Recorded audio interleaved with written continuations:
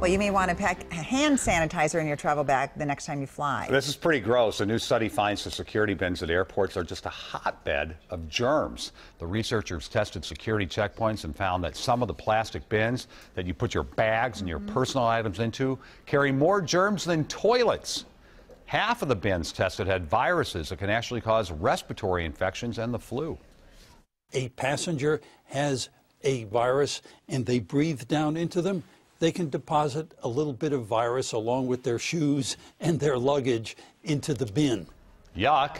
Security checkpoints aren't the only places passengers are going to pick up germs. Passport control checkpoints and the children's play areas also had very high amounts of cold-causing viruses.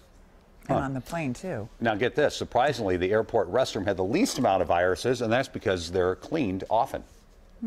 Researchers behind the study suggest that airports give out hand sanitizers at each checkpoint and clean and disinfect the bins more frequently. You were right. Bring your own hand sanitizer.